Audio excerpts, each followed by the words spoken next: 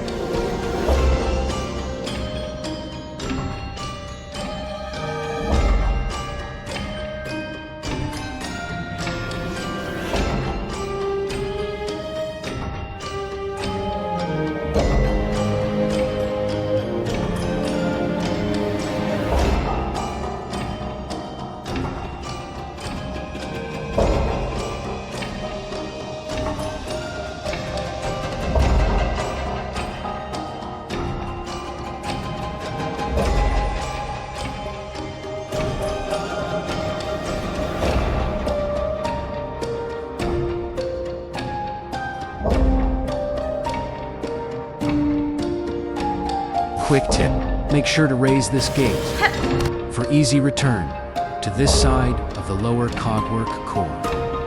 Right near that lever, there's an entrance. Go into that. This takes you upwards to the upper cogwork core.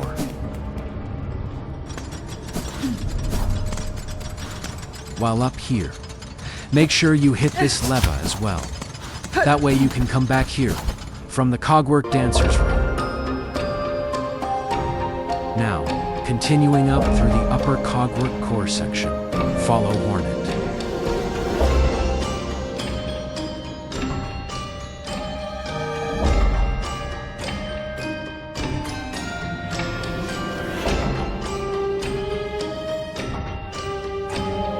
They should mention, I would suggest either the Reaper's Crest or the Wanderer's Crest for this. Both crests make this section pretty simple.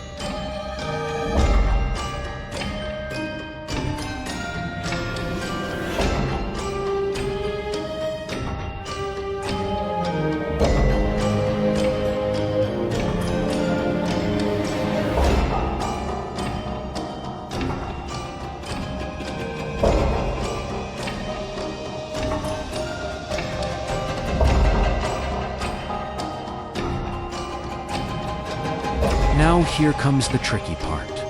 Once at the top, there is this puzzle segment where you need to align the notes. While not entirely difficult, It's just a bunch of trial and error and matching. All you have to do is make the notes form a correctly shaped note. Once having done that, you can play your needle in and obtain the architect's melody.